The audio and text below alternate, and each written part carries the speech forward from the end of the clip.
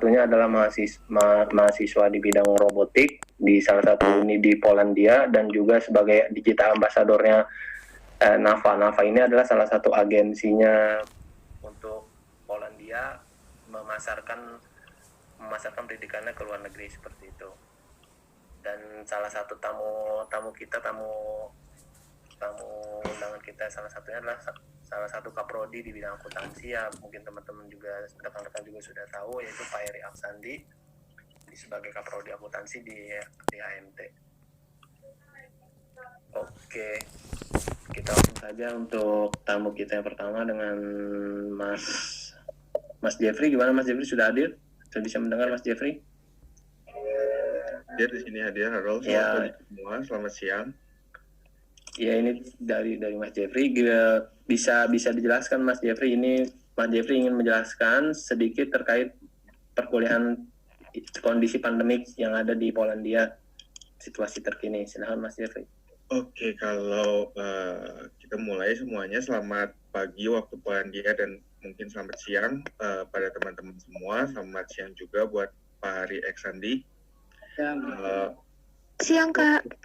Situasi terkini di Polandia memang untuk studi kita semua sudah melancarkan studi secara online secara keseluruhan, dan memang sejauh ini belum ada pemberitahuan resmi lagi apakah kita akan kembali ke kampus ini atau akan diselesaikan dengan metode online.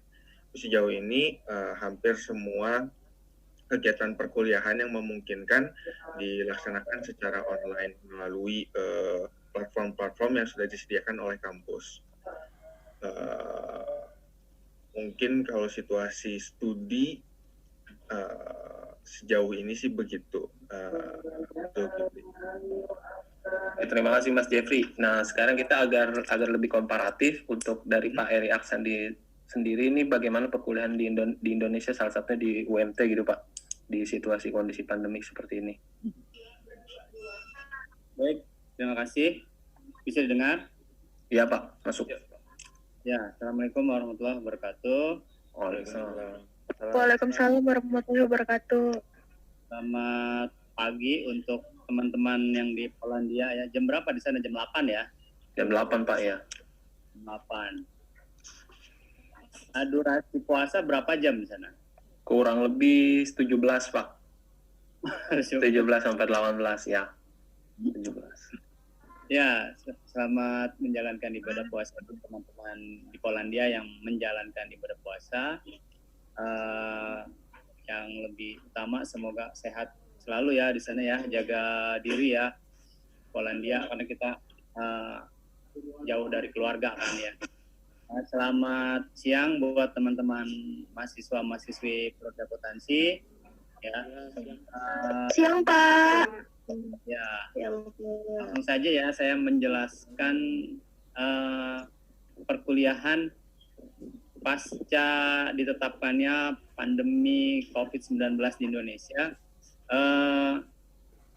Memang agak telat mungkin ya, kalau di Indonesia ditetapkan pandemi COVID-19 ini di akhir Maret ya, akhir Maret gitu ya, baru ditetapkan yang namanya PSBB, sehingga hal ini memaksa seluruh kampus yang ada di Indonesia, khususnya Universitas Muhammadiyah Tangerang, untuk mengkondisikan hal ini, di mana proses perkuliahan yang tadinya proses secara tatap muka, maka diberlakukannya sistem perkuliahan online.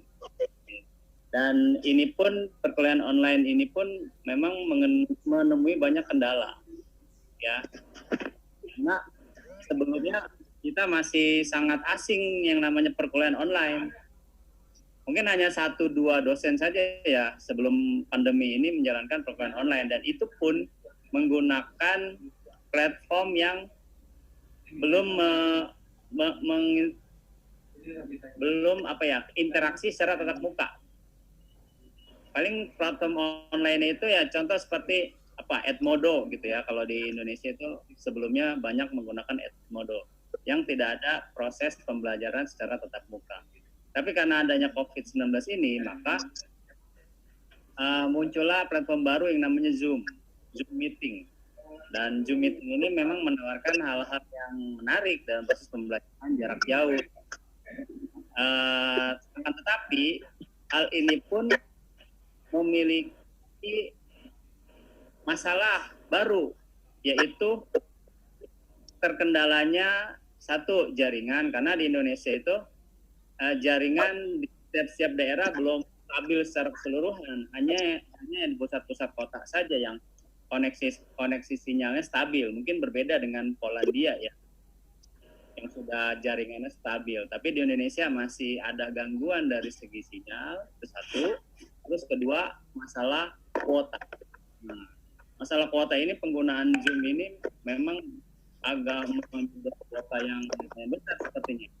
Karena berdasarkan pengalaman saya dan juga dosen-dosen lain, ketika melakukan proses pembelajaran online dengan Zoom, maka banyak mahasiswa bukan itu tadi sinyal ya. Dan yang kedua adalah kuota yang mereka miliki cepat habis. Karena kemampuan mahasiswa di Universitas Muhammadiyah Tangerang, Fakultas Ekonomi dan Bisnis, Prodi Akuntansi, itu memang berbeda-beda dari segi kemampuan ekonominya. Itu kendalanya di kita perkuliahan pasca kejadian pandemi ini seperti itu, Mas Zulkifli. Mungkin terus itu saja dari untuk ini Pak, memasuki untuk interaktif kegiatan perkuliahan, apakah masih sangat interaktif dan bagaimana antusias para mahasiswanya gitu Pak menghadapi PSBB yang dengan berefek kepada perkuliahan online? Oke. Menghadapi PSBB, mahasiswa pada dasarnya interaktif ya, mengikuti segala instruksi yang diberikan, perkuliahan berjalan dengan sebagaimana mestinya, walaupun ada kendala-kendala yang tadi saya jelaskan ya. Jadi intinya kondisi yang seperti ini jangan membuat kita jadi serba terbelenggu gitu loh. Kalau saya kemarin memakai Zoom, tapi juga saya pakai Edmodo dalam pengumpulan tugas, dan saya memakai meminta mahasiswa merekam apa yang sudah mereka pahami, mereview ulang gitu loh dari materi yang saya sampaikan, lalu diupload ke YouTube.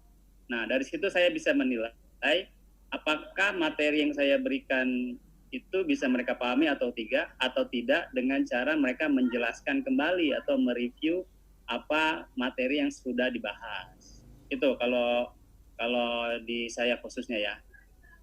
Oke, terima kasih Pak Ari. Teman-teman yang baru bergabung, sekali lagi kami menjelaskan di sini sedang ada sharing session antara kami yang mahasiswa di Polandia dengan juga Pak Ari Eksandi sebagai Kaprodi Akuntansi dari Universitas Muhammadiyah Tangerang gitu. Di sini juga telah hadir dua narasumber kita, salah satu mahasiswa akuntansi di Uni Polandia dan juga salah satunya adalah digital ambassador-nya Nafa. Mungkin teman-teman sudah kenal tadi Mas Jeffrey. Nah, ini kita masuk ke Mas Iqbal nih. Mas Iqbal, gimana kondisi terkini? Tolong jelaskan perkuliahan yang Mas Iqbal alami dan kendala-kendalanya seperti itu, Mas Iqbal. Oke, pertama-tama Assalamualaikum ya. Assalamualaikum warahmatullahi wabarakatuh buat teman-teman yang di Indonesia, Pak Ari Eksandi. Waalaikumsalam warahmatullahi wabarakatuh. Ya semoga kita tetap sehat di pandemi kayak gini, tetap terhindar dari virus inilah. Karena ini juga musibah buat, kalau saya bilang buat semuanya nih, buat perekonomian, pendidikan, semuanya kena dampaknya dari sini. Saya untuk teman-teman di Polandia sendiri mungkin tadi udah dijelasin ya, kalau gimana perkuliahan di sana tuh benar-benar berubah pandemi ini.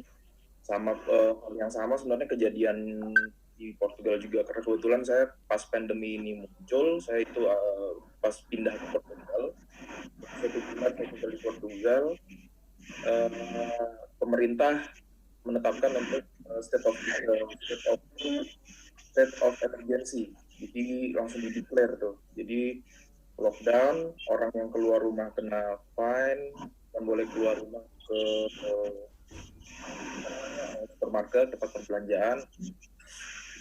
dan benar-benar semuanya berubah, kampus tutup, kita lebih banyak project. Jadi basically sebenarnya saya pikir sama ya sistem perkuliahan di sini selama pandemi, khususnya buat anak-anak akuntansi. Kalau anak-anak akuntansi di sini yang awalnya kita ke assessment, kalau misalnya kita bilang assessment di kelas, itu berubah jadi lebih ke pergantian project. Jadi kita dikasih project untuk project investment atau project apapun itu, lebih banyak meeting di Zoom juga gitu. Jadi selama pandemi, hal yang kita alamin sih itu buat perkuliahan, projectnya lebih banyak. Terus kurang lebihnya itu sih basically hampir sama sih. Semuanya meetingnya di Zoom. Kesusahannya kita lebih susah sekarang buat deket sama dosen karena kadang-kadang koneksi juga nggak lancar dibandingin sama Poland, Portugal tuh koneksinya lebih jelek gitu. Portugal lebih jelek. Jadi kadang harus putus, apalagi Zoom kan cuma bisa 40 menit lebih kan. Jadi setiap saat kita harus masuk lagi. Jadi lebih kayak gitu sih. Jadi terkendalanya sih di bagian learning progress-nya dari student buat belajar dari yang biasanya kita di kelas, kita lebih cepat nangkep dibandingin sama Zoom tuh kita lebih lambat sih. Itu aja sih kalau di sini. Dari Mas Iqbal sendiri ketika mengalami masa pandemi ini, apakah outputannya itu tercapai atau nggak outputan dari silabus atau pelajaran dari perkuliahan tersebut? Menurut Mas Iqbal seperti apa? Alhamdulillah sih tercapai ya, walaupun agak lambat, cuman tercapai. Karena jujur akuntansi itu kan buat pelajaran akuntansi itu kan nggak cuma semata-mata teori ya. Ya akuntansi itu kan perlu namanya praktek. Apalagi kayak misalnya saya dulu pelajarin akuntansi di Indonesia, waktu masih S1, itu kebanyakan harus praktek gimana kita laporan keuangan, gimana kita nyari meriksa laporan keuangan dari perusahaan-perusahaan di bursa efek atau gimana. Jadi kayak di sini itu setelah pandemi itu jadi kesusahan karena kurangnya dari praktek. Jadi selama pandemi ini yang kita dapat cuman teori gitu. Itu sih. Jadi silabusnya tuh tercapai. Tapi balik lagi kita harus self learning lagi gitu loh. Karena kita terima teori, ya kita berusaha cari lagi tuh. Oh gimana sih prakteknya di dunia di laporan keuangannya gitu. Itu sih. Oke, terima kasih Mas Iqbal atas penjelasannya. Ini sekarang kita balik ke bidang akuntansi nih Pak. Untuk Pak Ari Asandi sendiri ini kita mengundang Bapak nih karena expert di bidang akuntansi. Tolong bisa jelaskan sendiri Pak, akuntansi secara umum gitu. Ya, akuntansi secara umum ya. Iya.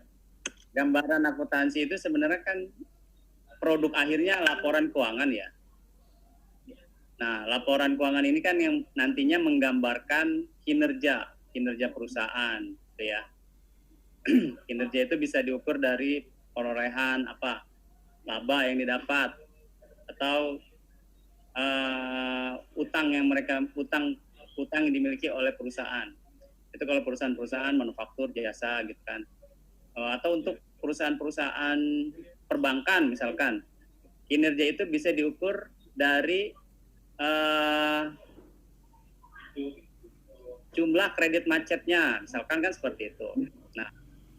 Nah, akuntansi yang menjadi sebuah produk atau alat bagi perusahaan yang nantinya bisa memberikan gambaran kinerja perusahaan tersebut. Itu kalau menurut saya gambaran akuntansi secara umum ya, intinya akuntansi itu adalah alat yang bisa dijadikan propaganda mungkin ya, kalau saya nyebutnya propaganda kepada para stakeholder, shareholder, dan segala pemangku kepentingan ya untuk meningkatkan reputasi perusahaan itu sendiri. Kalau menurut saya akuntansi secara umum. Itu Mas Jo. Oke, terima kasih penjelasannya Pak Arik. Jadi ketika ketika jadi bidang akuntansi ini sangat penting ya Pak Ari untuk salah satu perusahaan atau dalam mengasesor benar bagaimana laba dan bagaimana keuangan dari sebuah perusahaan tersebut gitu. Kita bisa komparasi dari Mas Iqbal sendiri, bisa jelaskan apa sih bedanya Mas Iqbal ketika studi di akuntansi di Indonesia dengan Mas Iqbal sekarang studi di luar negeri gitu, salah satunya Poland dan Portugal. Kalau saya bilang komparasi ya, kalau bisa dibilangin komparasi banyak banget sih sebenarnya. To be honest-nya sih itu, jadi waktu saya studi akuntansi di Indonesia, waktu itu saya masih ingat tuh, waktu di Indonesia sistem akuntansi di Indonesia itu baru mau mengadopsi sistem IFRS. Jadi waktu itu Indonesia masih pakai GAAP, waktu itu masih ingat saya masih pakai GAAP, IAS, PSHK kalau nggak salah ya, PSHK, IAI baru mau mengaplikasikan IFRS. Jadi salah satu momen benefitnya waktu saya belajar akuntansi di luar negeri, saya benar-benar mendalami IFRS karena most country in Europe itu make sistem IFRS gitu. Apalagi Polandia sendiri dia pakai IFRS. Dan ketika saya komparasi sama di Indonesia, ternyata di sistem akuntansi di Indonesia di setiap negara kan beda-beda ya, tergantung dari naik turunnya perekonomian di suatu negara, tergantung dari tingkat perekonomiannya mereka, dia yang mana lebih menguntungkan gitu. Yang kedua tergantung dari sistem politik di negaranya dia, kayak di Inggris umpamanya di Inggris dia pakai common law gitu kan, di Amerika dia pakai GAAP, atau di Europe dia pakai IFRS. Jadi salah satu poin positifnya buat belajar akuntansi di luar negeri, benar-benar lebih mendalami sih, apalagi pada pas momen saya itu juga lebih penting karena di Indonesia baru mengadopsi IFRS. Ketika saya pindah ke Europe, saya benar-benar mendalami banget nih IFRS gitu loh. Di Poland sendiri kan mengadopsi IFRS, walaupun dia punya sistem akuntansi sendiri, saya lupa namanya. Itu kan jadi itu sih, jadi lebih mendalami sistemnya sih. Gitu. Ada perbedaan signifikan nggak Mas Iqbal antara beberapa sistem tersebut? Sebenarnya sih nggak ada perbedaan signifikan sih. GAAP sama IFRS itu basically sama, cuman bedanya ketika pengembangannya yang beda gitu. Jadi waktu di Indonesia saya masih pelajarin GAAP itu dia contohnya nih ya, di laporan keuangan itu aset di GAAP itu nggak dijabarkan. Kalau di IFRS itu lebih dijabarkan gitu, kayak non current dan current asset gitu.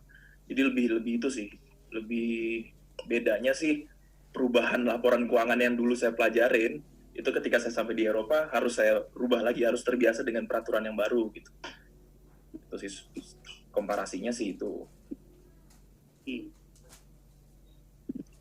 Atau misalnya contohnya gini, contohnya itu ketika belajar di Eropa saya lebih paham masalah-masalah kompleks secara akuntansi. Contohnya gini, revaluation aset gitu. Dari banyak, contohnya kayak di Jerman ini banyak pengusaha yang memindahkan asetnya di Jerman ke Poland. Kenapa? Karena di Poland ini mata uangnya masih memakai currency yang zloty, lebih rendah daripada mata uang euro. Jadi untuk pengusaha di Jerman, buat mereka ini lebih menguntungkan kalau misalnya mereka pindah di Poland gitu loh. Sebelum mereka dikalahin sama orang Prancis atau orang Belanda, mereka lebih ngambil langkah lebih dulu untuk memindahkan asetnya mereka di Poland. Nah, jadi ketika memakai sistem IFRS, di IFRS itu kan dia mengenal yang namanya revaluation ini gitu loh. Nah, ini yang harus lebih mendalaminya sih di situ. Ketika waktu saya belajar di Indonesia, GAAP itu nggak mengenal revaluation. Maksudnya GAAP itu mengenal revaluation, cuman dalam bentuk yang berbeda. Ketika saya sampai di Eropa, ternyata revaluation yang dipakai itu berbeda. Itu sih. Jadi saya harus lebih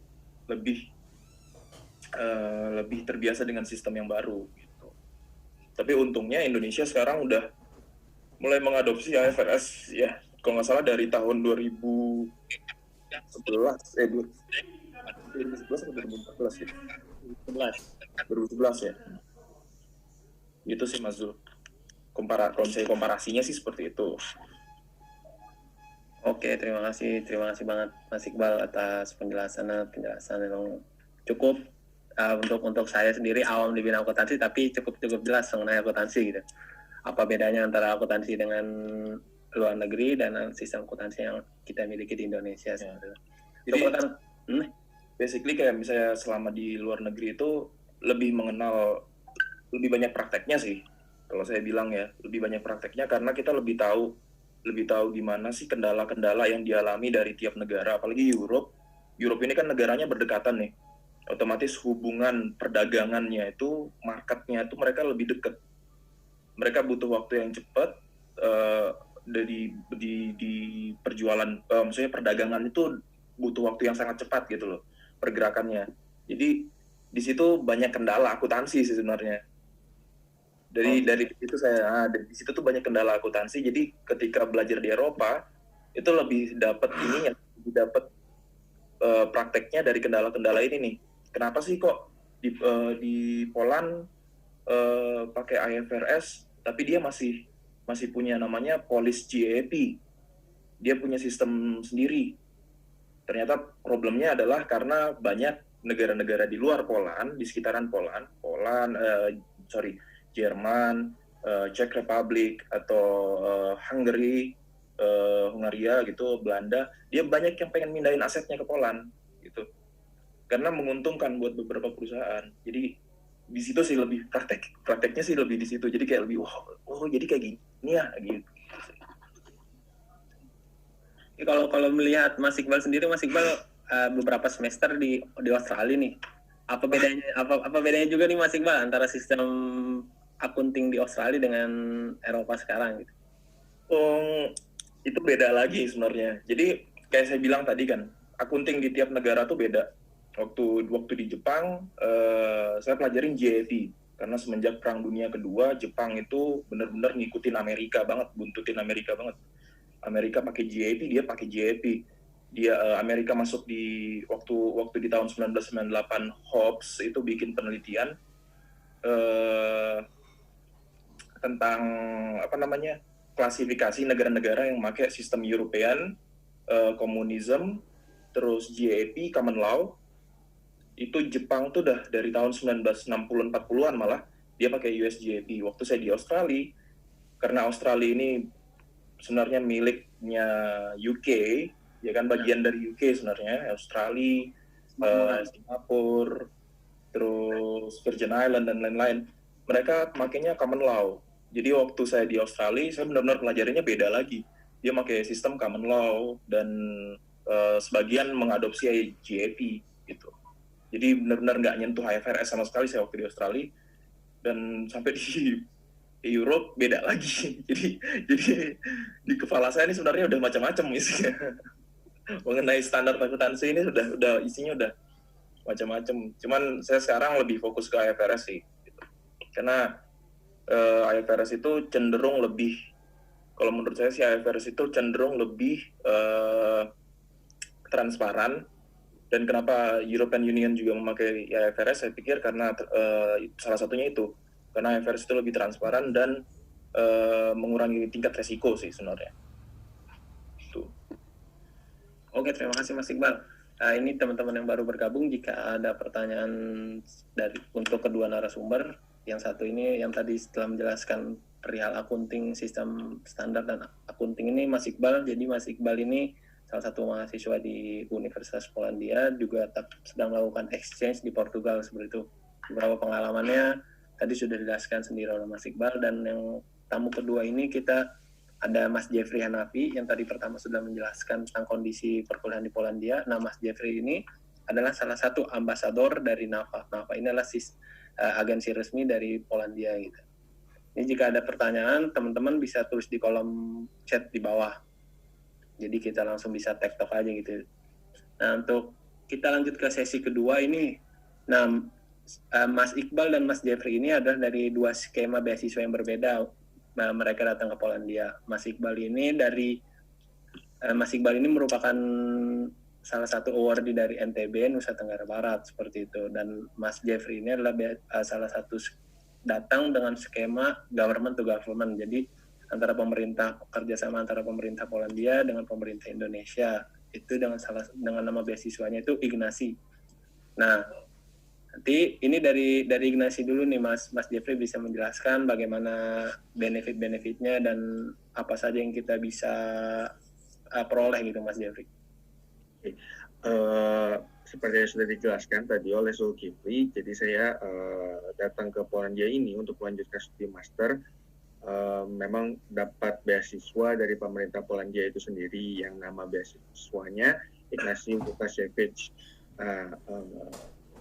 Tapi informasi yang paling pentingnya, sayangnya sampai per tahun ini beasiswa ini masih terfokus untuk di bidang life science dan juga engineering itu sendiri. Ada kemungkinan ke depan akan di extend ke bidang yang lain-lain, karena sebenarnya kalau ngomong beasiswa government to government itu kan banyak hal banyak hal untuk promosi bidang pendidikan itu sendiri. Nah, jadi ada kemungkinan ke depan bakal bisa di-extend. Jadi kalau emang teman-teman ada yang berminat, monggo untuk diperhatikan terus di website-nya mereka, di Ready Study Go Poland itu ada di Facebook itu sendiri, dan atau enggak di website-nya. Kita ada website juga, go-poland.com or .pl ya, saya lupa, dan satu lagi dari website-nya NAFA itu sendiri. Nah, untuk benefit-nya, ini bisa saya bilang fully covered ya, jadi mereka membiayai sekolahnya, jadi saya udah nggak bayar sekolah lagi, dan juga living cost-nya mereka kasih tiap bulan gitu. Jadi worth banget sih kalau buat saya pribadi. Jadi saya hampir nggak keluar uang dari kantong pribadi, hanya buat awal-awal settlement dan juga untuk tiket pesawat aja waktu awal-awal. Untuk currency sendiri Mas Jeffrey, apakah berapa sih per bulannya living allowance yang diberikan, dan apakah cukup gitu, dan apakah kita memiliki jenjang karir ke depan setelah lulus dari Uni Polandia? Oke. Kalau untuk bicara living cost dari pihak NAFA sendiri, NAFA itu pemberi beasiswa yang mana juga pihak yang merekrut saya untuk jadi digital ambassador. Untuk beasiswa saya mereka beri itu nominal sekitar 1.500 zloty, yang mana currency-nya antara zloty dengan rupiah itu per hari ini sekitar 1 zloty itu sekitar 3.600-an lah kayak gitu. Nanti teman-teman bisa teman-teman akuntansi pasti jago lah ya ngitungnya ya. Dan kalau ditanya cukup atau enggak, personally cukup sebenarnya untuk 1.500. Memang tidak untuk bermewah-mewah, tapi untuk hidup dan menjalani studi itu cukup. Tentu saja hidupan di Polandia itu nggak di Poland ya, mungkin di seluruh wilayah Europe, dan nanti Iqbal juga mungkin bisa relate, kita nggak bisa kayak dikit-dikit makan keluar, beli makan di luar segala macam. Kita tetap harus combine juga dengan kita masak sendiri, dan itu adalah hal yang biasa sebenarnya di Europe. Meanwhile, kembali berkaca ke masa S1 saya di Indonesia, yang mana tiap kali makan dulu kuliah ya makannya di luar. Kalau di sini kita ada masak juga kayak gitu. Jadi kalau bicara tentang living allowance yang dikasih oleh pihak beasiswa untuk hidup, sebenarnya itu cukup sekali untuk hidup dan masih bisa saving kok gitu. Terus untuk jenjang jenjang karir ya, karena kan biasanya teman-teman akuntansi di Indonesia kan lebih milih, sekarang kan sudah banyak lowongan kerja, mungkin banyak lowongan kerja di Indonesia, cuma kan banyak juga rekan-rekan yang saya pengen studi lanjut lagi deh untuk mengembangkan ilmu akuntansi saya nih, karena di bidang akuntansi kayak gitu Mas. Dan setelah lulus kayaknya lebih baik kerja di luar deh daripada balik ke Indonesia. Nah, itu ada nggak sih kesempatan seperti itu Mas Jeffrey? Oke, salah satu fakta yang menarik untuk Polandia itu sendiri, tingkat unemployment rate-nya itu di sini kita rendah sekali. Jauh lebih rendah dari Jerman, jauh lebih rendah dari Prancis. Itu nanti teman-teman bisa cek di Google, bisa dilihat sendiri unemployment rate di Poland itu berapa. Dan jujur buat saya itu rendah, yang mana artinya kalau itu rendah, peluang kita untuk mendapatkan pengalaman di bidang profesional itu terbuka cukup lebar. Jujur aja sebenarnya saya sekarang juga lagi menjalani sebuah internship di salah satu perusahaan internasional di bidang FMCG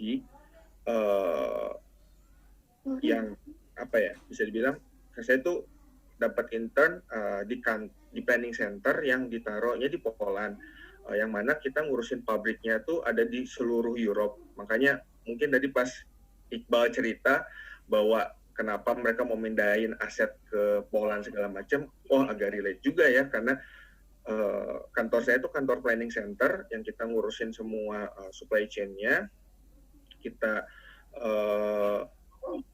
yang bikin plan-nya, kita yang segala macam, tapi untuk eksekusi, untuk production yang kita taruh ada di negara-negara lain gitu.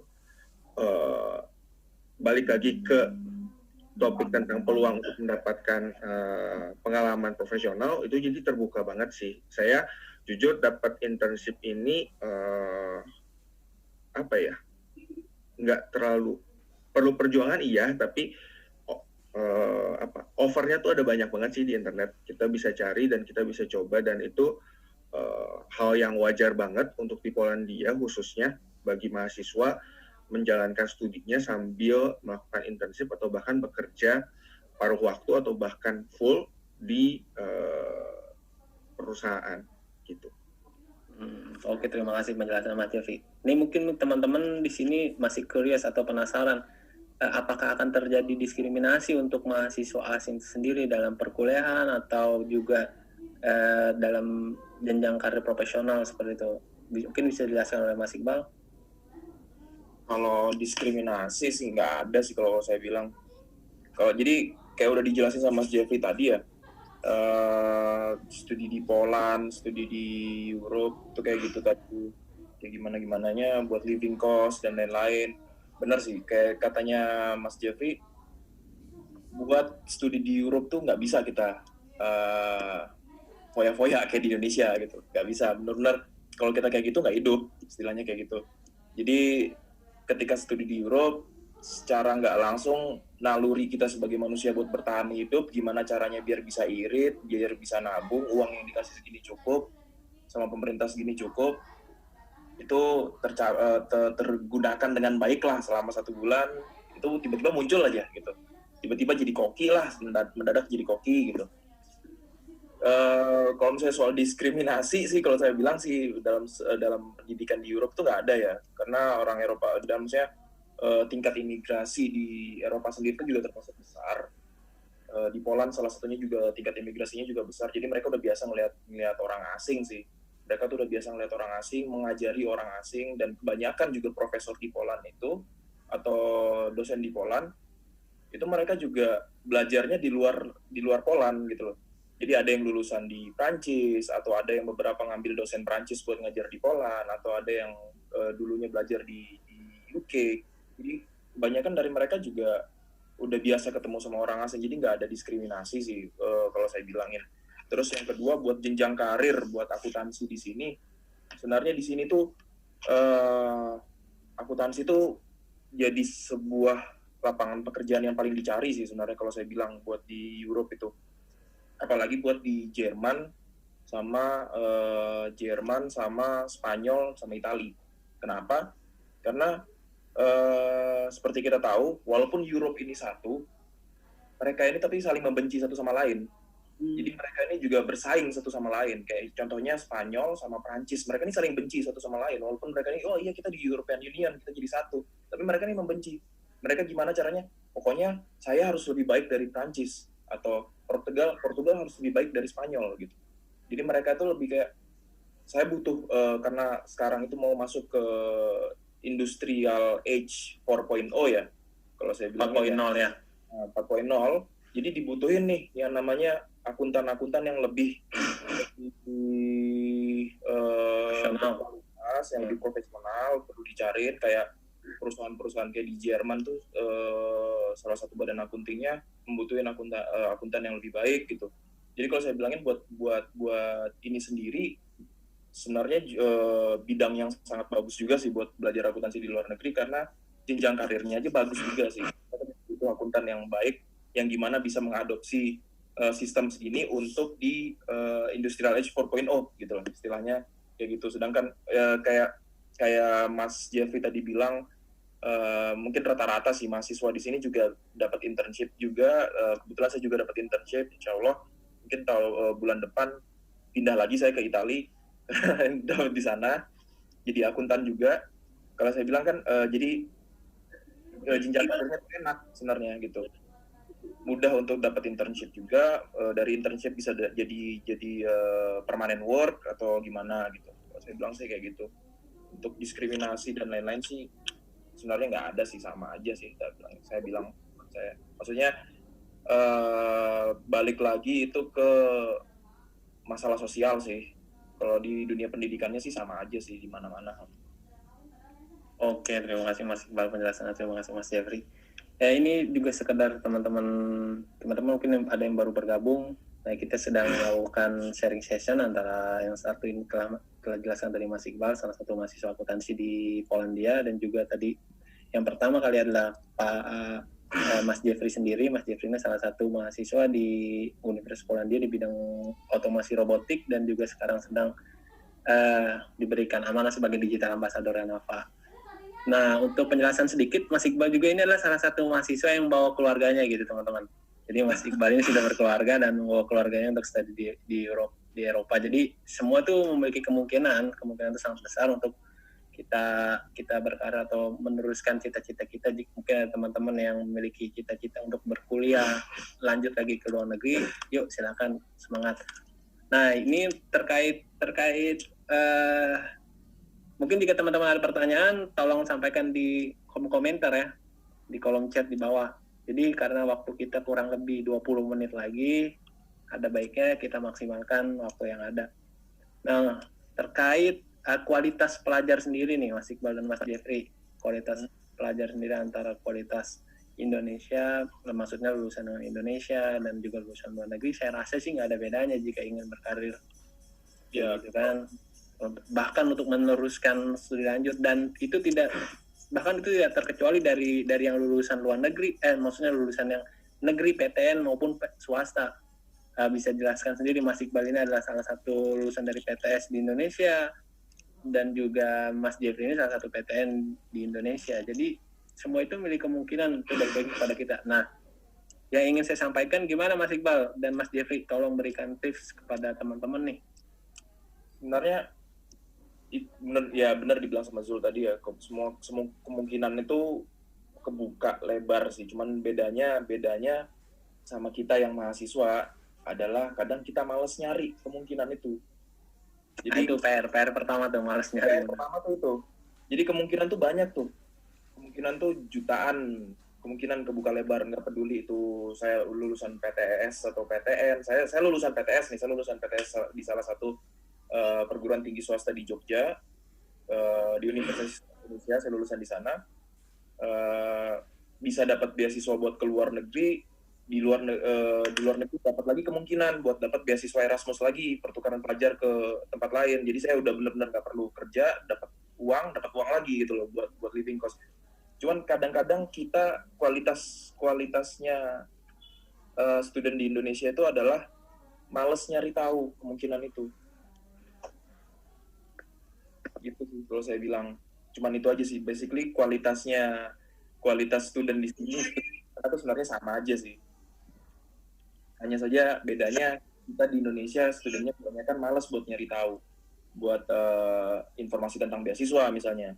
Contohnya kayak gini, beasiswa di Indonesia itu yang mahasiswa paling tahu apa sih? Pasti baru dengar nih beasiswa. Paling LPDP paling LPDP biasanya. LPDP, Australian Awardee, atau Chevening. Ya kan?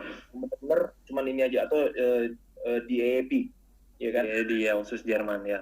Tentang Ignacy Lukasiewicz sedikit yang tahu gitu. Padahal beasiswa tuh banyak banget di luar gitu loh.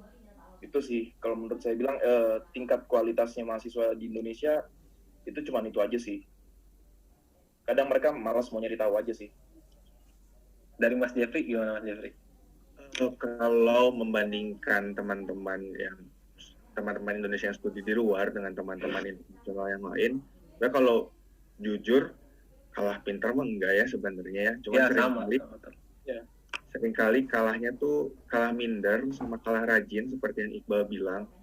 Terus yang mana kalau sebenarnya bagi teman-teman yang nanti mau berminat juga melanjutkan studi, apalagi di luar negeri, perlu disadari dari awal bahwa studi di luar negeri itu dari awal mulainya aja nyari itu pasti nggak gampang.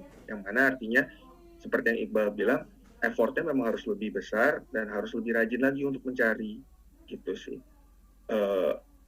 Nggak ada yang gampang dan nggak ada yang instan, memang begitu. Dan itu kalau menurut saya sendiri ini pendapat personal ya. Kenapa kok susah? Ya karena untuk hidup di sini aja juga tantangannya banyak ya. Kita jauh dari keluarga, kita hidup di lingkungan yang baru, lingkungan yang asing, dan itu memang perlu motivasi yang sangat kuat sih. Apalagi kalau kita bicara dengan situasi pandemi per hari ini, itu menjadi student di luar negeri buat saya pribadi nggak gampang, lebih susah lagi kayak gitu. Kita ada restriction segala macam, restriction of movement, kita untuk bisa gampang mudah ketemu dengan teman-teman dan segala macam, dan itu nggak mudah. Nah, salah satu yang bisa bikin kita bertahan adalah motivasi kita yang kuat dari awal untuk melanjutkan studi gitu. Jadi itu memang modal yang penting, dan kenapa untuk studi di luar itu memang prosesnya aja pun dari awal memang nggak mudah. Jadi ya memang kalau ditanya bedanya mahasiswa asing sama mahasiswa Indonesia, ya pinter mah nggak terlalu beda jauh ya, 1-2 aja sama aja kayak gitu. Tapi yang beda mungkin rajinnya sama tekunnya sih. Ya sih, benar sih. Karena saya ingat juga mahasiswa luar negeri, apalagi bagian center Europe itu ya terkenal banget sama punctuality. Jadi ketepatan waktu.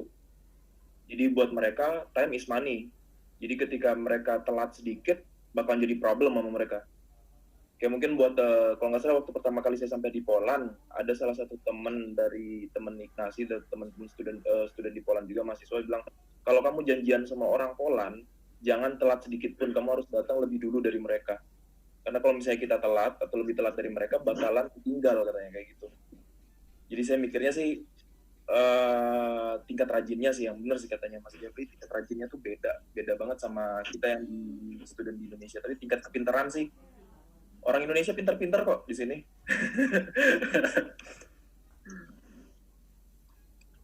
Oke, terima kasih Mas Jeffrey dan Mas Iqbal untuk sarannya. Dari Pak Ari sendiri, untuk Pak Ari, semoga ada wejangan nih untuk kita yang sedang kuliah di luar negeri, juga untuk mahasiswa Indonesia yang sedang ikut dalam sharing session kali ini, Pak Ari. Ya, wejangan mungkin bukan wejangan ya, kalau wejangan kan kesannya saya lebih ahli gitu ya. Dari segi pengalaman kan saya S2, sekarang lagi proses S3 di dalam negeri semua gitu. Jadi saya dapat masukan atau pencerahan juga proses kuliah di luar negeri. Mungkin sekedar mengingatkan aja, namanya juga kan bukan di negara sendiri gitu ya, ya. Intinya adalah kita tetap menjadi warga negara asing yang baik di sana gitu ya, mengikuti peraturan yang ditetapkan pemerintah, apalagi kondisi COVID kayak gini kan. Mungkin perlakuan di Polandia, di Portugal lebih ketat daripada Indonesia gitu ya, terkait pelaksanaan kalau di Indonesia sebutnya PSBB ya. PSBB ya. Kalau di Portugal atau Polandia saya nggak tahu namanya apa ya. Sama Pak, lockdown Pak. Lockdown aja. Ya. Lockdown ya. Intinya itu tetap mengikuti aturan yang ditetapkan oleh pemerintah sana gitu ya. Terus, namanya budaya berbeda, takutnya kita berpikir apa yang kita lakukan hal yang biasa, wajar, tapi menurut mereka itu hal yang kurang ajar gitu ya. Contoh misalkan tadi janjian dengan orang Portugal harus datang lebih cepat dari mereka gitu kan. Nah itu kan berbeda 180 derajat dengan kebudayaan di kita gitu ya. Kalau di kita kan rapat rapat mulai jam 2 tapi di undangannya jam 1. Contohnya kan seperti itu. Karena memang budaya telat itu sudah terlalu kuat gitu. Intinya itu aja. Mengikuti peraturan yang ditetapkan pemerintah dan menempatkan diri sesuai dengan budaya yang ada di sana. Terus untuk teman-teman yang sekarang masih kuliah S1 di UMT, mungkin ini sharing session dari teman-teman yang kuliah di Polandia dan Portugal bisa menjadi pencerahan ya buat kalian semua. Jangan berpikir hanya puas pada proses pembelajaran selesai S1. Selama bisa ambil beasiswa luar negeri dan ada kemungkinan dan pastinya memang kesempatan akan selalu ada ya. Intinya tadi Mas Iqbal bilang bagaimana kita mau mencarinya ya, sebenarnya kan seperti itu. Semua pasti ada peluang. Nah, kalau memang kesempatan itu ada, ambil. Jangan sampai enggak. Jangan sampai nanti timbul penyesalan.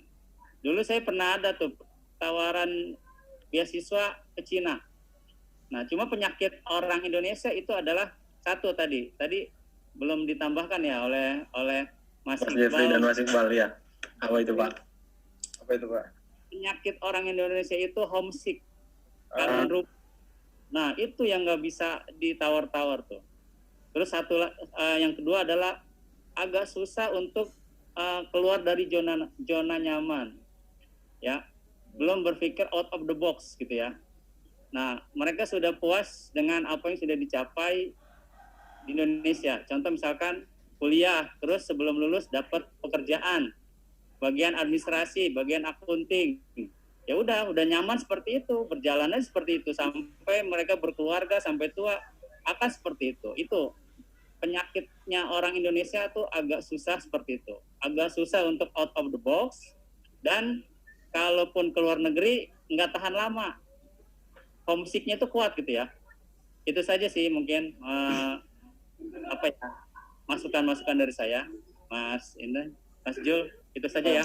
Terima kasih Pak Ari, terima kasih sebelumnya. Terima kasih atas wejangannya juga untuk masukan kepada kami semua mahasiswa yang mana outputannya pasti harus berbakti pada negeri gitu, membanggakan Ibu Pertiwi seperti itu. Lanjut lagi nih untuk teman-teman, saya mengingatkan lagi kita sesi ini sisa kurang lebih 8-10 menit. Jika ada teman-teman di sini memiliki pertanyaan, tolong dituliskan di kolom chat atau langsung komen saja, tidak masalah, hidupkan mic-nya. Kayak gitu, nggak usah malu. Kita juga sama-sama belajar di sini, terutama Pak Ari sebagai pengajar kayak gitu. Oke, lanjut lagi nih. Belajar. Mungkin masuk ke penjelasan terakhir ya dari Mas Jeffrey kayak gitu, Mas Jeffrey. Nah, terkait perkuliahan di Polandia dan bagaimana persyaratannya dan apa saja sih dan bagaimana dan kapan saja dibuka gitu. Tolong jelaskan lagi Mas Jeffrey. Mungkin ada yang baru bergabung. Kalau untuk studi generally in Europe, nggak terkhusus di Polandia, sebenarnya kita tuh untuk memulai kuliah, kita ada dua. Kita bisa ada yang mulai sekitar bulan Februari, dan juga ada yang normal seperti di Indonesia pada bulan sekitar September-Oktober ya, kalau nggak salah. Dan itu normalnya. Seperti yang tadi saya udah bilang, sayangnya untuk sejauh ini memang dari NAFA, yang mana itu adalah agensi dari pemerintah Polandia itu sendiri yang memberikan beasiswa, belum ada beasiswa yang diberikan kepada warga negara Indonesia untuk di bidang akuntansi itu sendiri. Tapi tidak menutup kemungkinan bahwa ada peluang dari kampus to kampus gitu. Itu nggak pernah tertutup kemungkinannya karena itu sifatnya pribadi dari kampus itu sendiri. Dan juga dari pengalaman saya dulu waktu S1 dari teman-teman saya, itu ada aja program untuk misalkan exchange ke Polandia, ke luar negeri, dan salah satunya ke Polandia. Yang mana saya pribadi jujur nyesel sih S1 dulu nggak exchange kemana-mana. Kenapa kok nyesel? Karena banyak hal sebenarnya yang bisa didapatkan dari mencoba studi dan juga hidup di luar negeri itu sendiri. Kita bisa berpikir suatu hal yang beda. Kita seperti yang Pak Ari mention tadi, kita bisa berpikir out of the box. Kita bisa melihat suatu yang baru dan akhirnya berinovasi.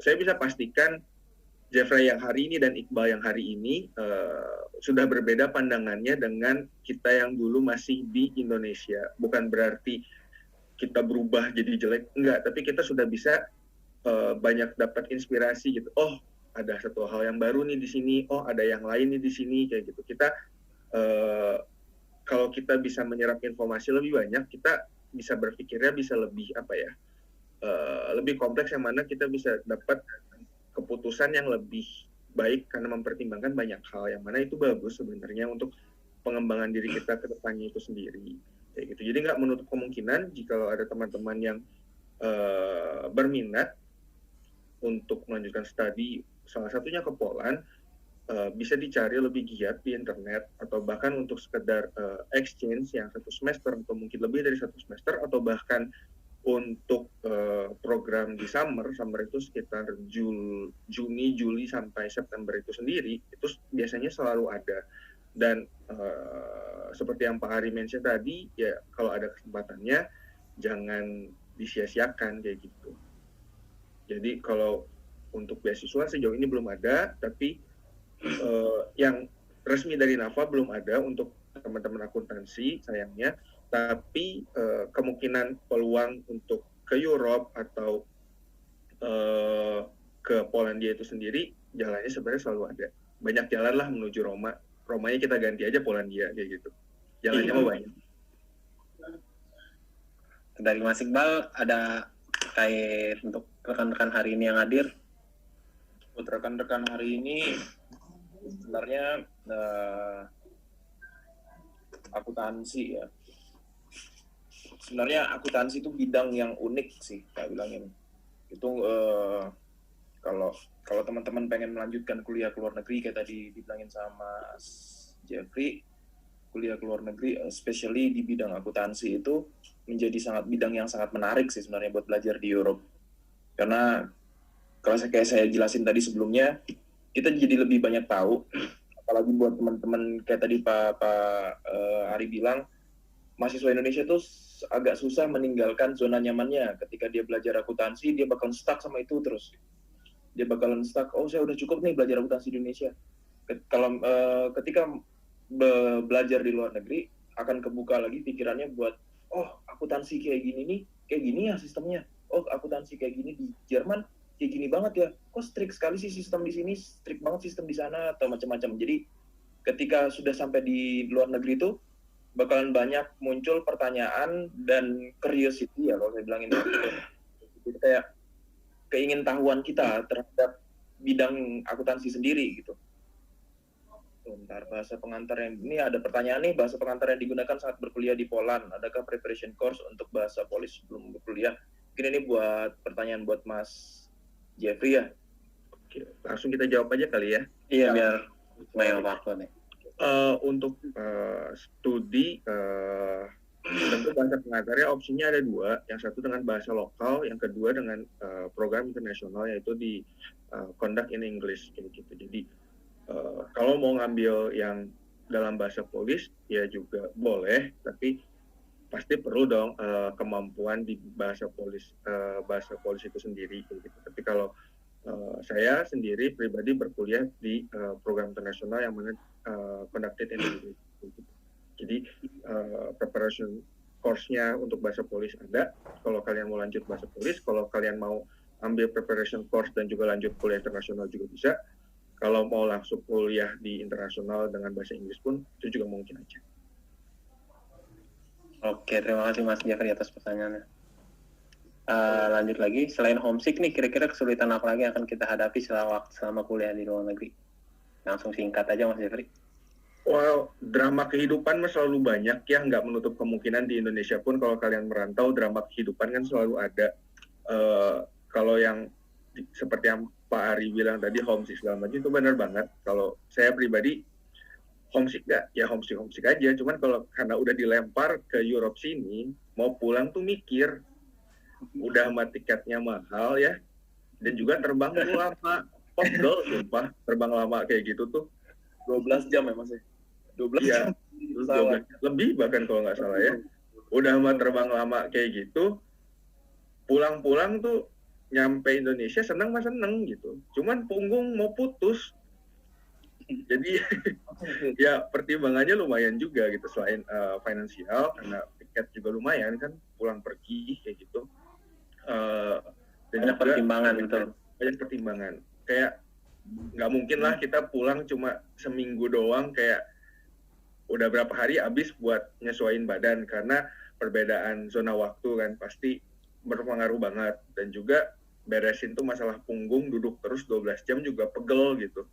Jadi ya kalau yang Pak Ari bilang soal homesick segala macam, kalau saya bilang sih udah Pak, lempar aja Pak anaknya ke Europe kayak gitu. Ntar juga pulang mikir kok dia Pak. Oke, terima kasih Mas Jebres jawaban. Ini kayaknya ada pertanyaan selanjutnya yang cocok untuk Mas Iqbal nih. Pembagian waktu dalam belajar nih, Mas Iqbal, terkait belajar akuntansi. Ada pembagian waktu yang signifikan nggak? Adakah kiat-kiat atau trik khusus untuk mendapatkan beasiswa luar negeri? Langsung kita barengnya aja sama pertanyaan terkait studi plan nih, exchange, apakah ada tips penyusunannya? Cara belajar akuntansi, adakah pembagiannya kayak gitu? Pembagian waktu ya dalam belajar Ya. akuntansi. Sebenarnya sih mungkin agak beda di bagian degree-nya ya. Kalau misalnya mungkin di bachelor, pembagian waktu buat belajar akuntansi itu lebih gimana ya?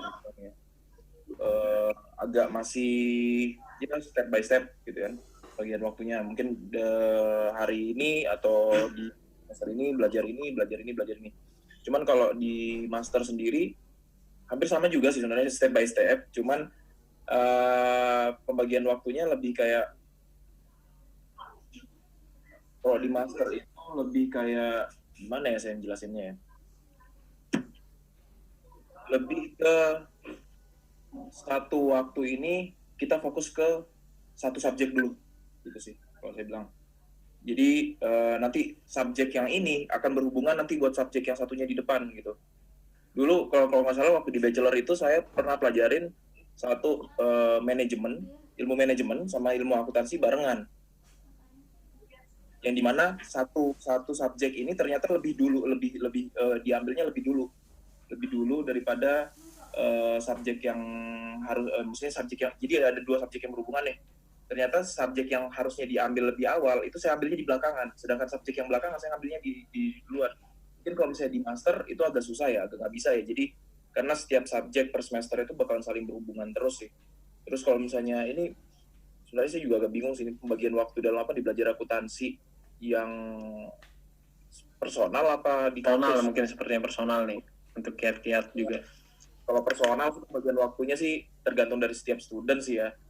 Kalau saya sendiri bagi waktunya per minggu saya harus belajar di bagian apa dulu, di minggu depannya saya belajar bagian mana dulu.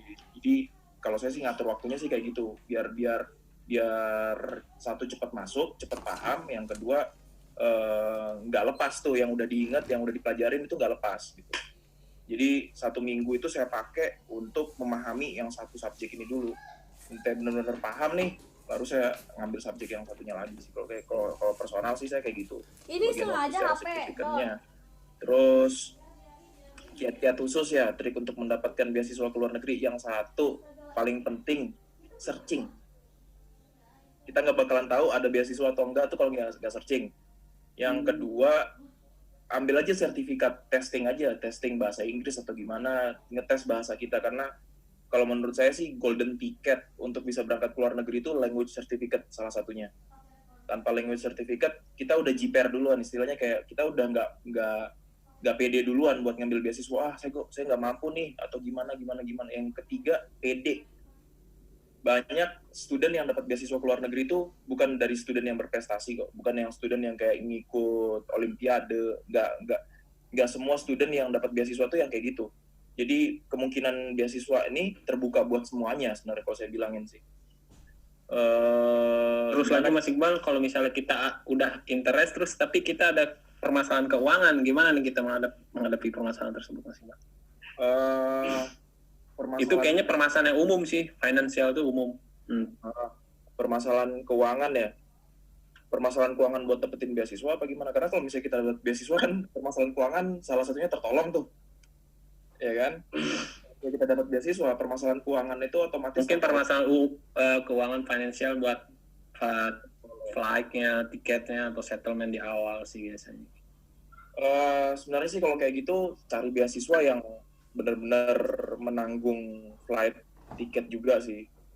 Ada kan sebenarnya banyak sih beasiswa yang kayak gitu, kayak beasiswa saya salah satunya menanggung flight tiket juga, menanggung flight tiket, settlement dia ditanggung. Jadi hitungannya salah satu masalah dalam hidup saya itu sudah terpecahkan dari beasiswa ini gitu loh. Saya sudah nggak perlu hitungannya saya belajar untuk digaji lah gitu.